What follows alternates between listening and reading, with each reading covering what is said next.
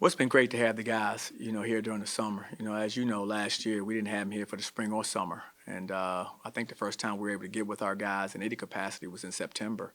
So to have guys here and having an official summer under their belt where we can kind of work with them, they can get with the strength and conditioning coach, all the things that go along with kind of building some really good habits in the off season. I'm just happy to see that our guys are able to do that this year. Johnny, obviously Isaiah, CJ, Darius, all coming back. When did you find out they were all going to come back, and kind of what was your reaction to having them decided? Well, I think they all decided at different points in time, as they were going through the process. Some earlier and some a little bit later, but it just, I think they all made the right decision, for them. They had a chance to explore it, see the things they need to do to be successful, beyond us. And for us, I think that'll be good because we can kind of work with them on some of the things they have to improve, which is something that I think they'll be excited about. So I think they made the right decision, and excited to have them back, and looking forward to working with them. Did you have to change? I'm sorry. Did you have to change any sort of maybe your mentality? Did you have to kind of go ahead and decide that they may not be there, but did you have to change what your plan was for the summer and kind of retooling the team a little bit? No, absolutely. Our mindset, when guys are putting their names in the draft, we have to be prepared for them to stay in the draft. We have to. So you have to always be cognizant of the fact that those players may be gone, and you have to be prepared for it. I thought we were, fairly prepared for, the guys' departures. But like I said, I think they made the right decisions, and that's all I look at as young people, making good, sound decisions. And I think we try to teach that here. We try to mentor our young people, and I think the best decision were for those guys this year to return, and I'm glad they did. As you look back on the past season, just how disruptive was COVID over the course of the season? And looking back, I mean, it was very disruptive for us. I mean, I think, every team, experienced it a little bit differently.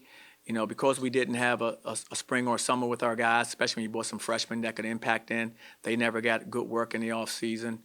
Then you couple that with, having probably 4 bouts of COVID hit us during the course of the season, which disrupted our practices and play.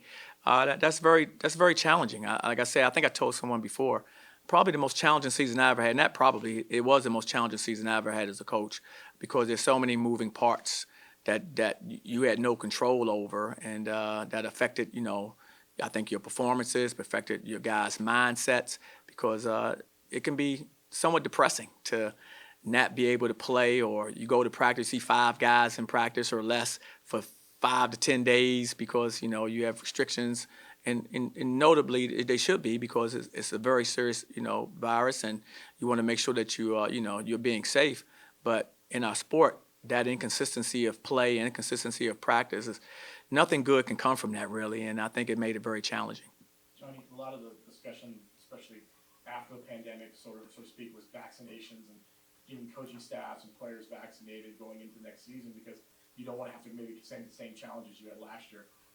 How do you view that, and what do you think your team? What is their response maybe to that about getting vaccinated for COVID? Well, all we can do is try to educate our young student athletes, and that's what we do. And then they all make their individual choices. We're not pushing or advocating, for our guys, one way or another. Other than we want to make sure they're educated on what's out there. And I think giving them good information has, I think, been very helpful to our team. I think the majority of our guys have gotten vaccinated. I won't go into who, and that's their privacy rights, but I think that's because they've been educated on the benefits of it, and that's the choice that they decide to make, they and their families as well. So I couple that looking back on last year when we didn't have the vaccine readily available at that point in time. You went from having no one vaccinated and going through this process, and to now having, I think, the majority of our team vaccinated, which is something I think is good for our guys. How do you go about things differently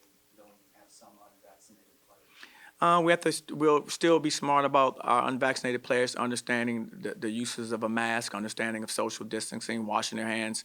We should still all be doing that anyway, but more prevalent for the guys who, of course, are not vaccinated.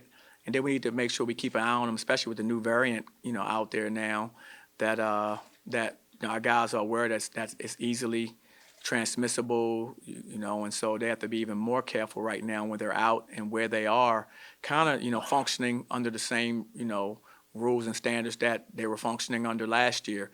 a lot more testing has to be required because of, not having been vaccinated. So these are some of the things that they have to stay in that same type of, system they were in last year. Is this, I mean, clearly it's the deepest team you will ever have had just because of the number of scholarships for these super seniors that will come back. That's kind of unprecedented. I think it's 14 guys on scholarship. Usually you only have 13. But is it a challenge in keeping players happy in rotations? Because normally a couple of these guys would have been graduated and gone, and guys always want playing time. Is that going to be a challenge of just finding minutes for everybody? Well, hopefully not. Hopefully, we'll throw ourselves into just competing to try to win. And I think when you do that, you understand that there's some sacrifices that have to be made. If everyone can approach it that way, I think then it will be fine. But as you mentioned, this is an unprecedented time with super seniors, as we call them, returning. You're recruiting based on your projections of how it's going to look for the future, and all of a sudden you have guys that will be gone returning. It does create, somewhat of a different dynamic, but we're going to have to work through it. I think everyone's lived through this pandemic, so everyone realizes that we're not back to a real sense of normalcy as of yet. We're getting there, but it's just not right now. And as we're working through that, everyone has to be a little more understanding, a little more patient, a little more ready to sacrifice because of just the circumstances that we all are in. Johnny, we saw a glimpse of what this team could do. Obviously, you beat FSU in Tallahassee and then conference win against Cincinnati, but then obviously the stoppages with the vaccine out there and more education on COVID and hopefully less stoppages. What do you feel like with everyone returning, you guys have accomplished this season? Well, I think we have a lot of potential, and our job is to turn that potential into accomplishments. And I think the way we do that, it starts now by having a great, summer, a great preseason, a build up toward, where we think we can be. But I think we can be, competitive against everyone. I thought that last year, and we were for the most part. And I think we can do that again this year, and prayerfully we don't have any stoppages and things of that nature that kind of, can derail you a little bit. But, I think this team has a chance to be very good. I think it compete against, anyone that we have on our schedule. You just hired a tremendously experienced strength coach yesterday, Charles Stevenson. Can you share what you liked about him and what he's going to bring to your program? Well, he has a wealth of experience, as you know. He's worked at some amazing places and has accomplished a lot with the players that he's been able to work with. The biggest thing I've enjoyed, getting to know him and developing a relationship with him is just his ability to relate to the players, his ability to get them to respond through building, strong relationships with them. And each one of them's on a different basis. We all are different. And so what may work in motivating one person, you may have to do something else to motivate another.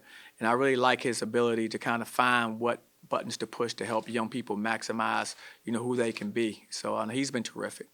And how important is it last year because of the bubble and COVID and everything? You guys really weren't able to build some of that chemistry maybe you normally would have. How important is it this summer and going into fall to get that chemistry back with all these guys now that they're going to all be together for the second year in a row? No, it's hugely important. I mean, rarely you get all your guys back for many years in a row nowadays with the transfer portal and with, just guys graduating or going early into the draft.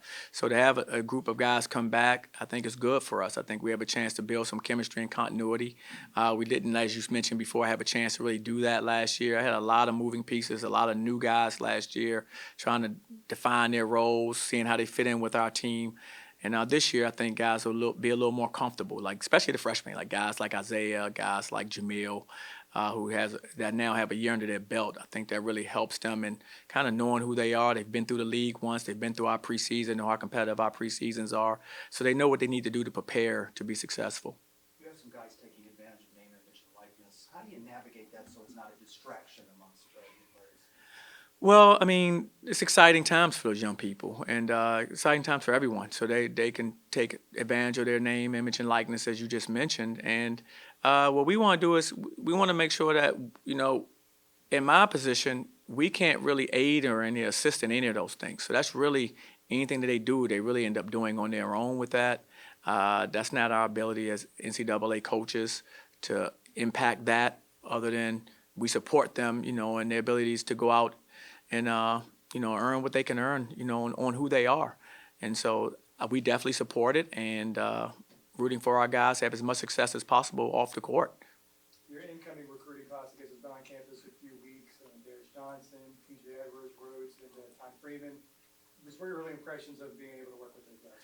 I've been very impressed with the young guys. The freshmen have come in. They work very hard.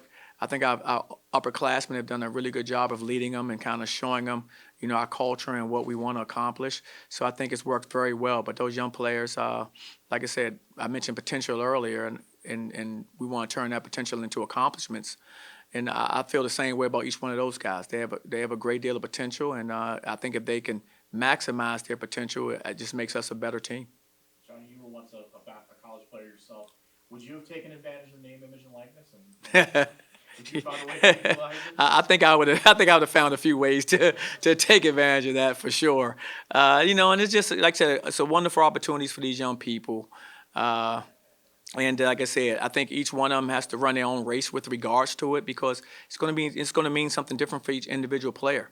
Some guys I'm sure will be more marketable, as you guys know, than other players, and just they should have the right to be able to go out and take advantage of that opportunity because, in life this game goes by fast. I mean, this is a young man's sport.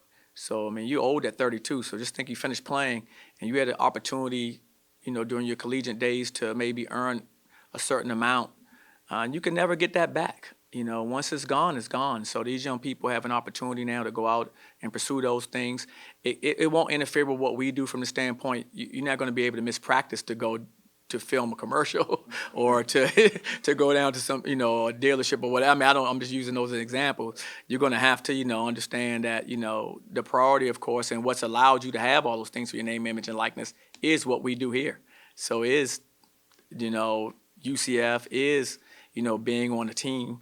So we're going to definitely, support you, but it shouldn't interfere with anything like practices or games or things that we have.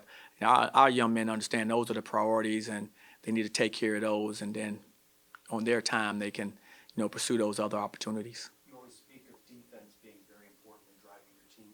Talk a little bit about the struggles throughout the last season on defense and what you're emphasizing as you're going to go forward through the summer. Yeah, we're just excited to have a summer where we can kind of focus in on our defense again. Last summer that really hurt us when you had a lot of new players, a lot of freshmen coming in, and young people that are going to be, key contributors. For them not to have a foundation laid defensively and trying to lay that foundation as we were moving through a season was very difficult because defense is about developing certain habits. And you can kind of instill some of those, during your 8 weeks of the summer where you can kind of lay down a foundation.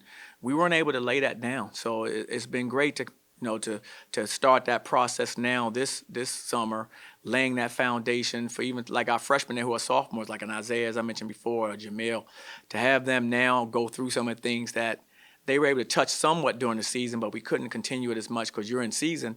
Now to get, I think, a intense dose of kind of what we want, I think will help those guys. And the repetitions that they're taking now will help them, continue to learn the defense and become more comfortable in what we want to do. Injuries were an issue last year at point guard. For a while, Darius Perry was really the only true point guard. Sometimes he was out. Yeah. Dre Fuller was kind of executing that role, but how nice will it be to maybe finally have some depth again? Hopefully, Tony is back and healthy, and he's got a recruit as well that can play the point. How much is that a relief to you knowing that maybe you'll have multiple options to play that position? Definitely.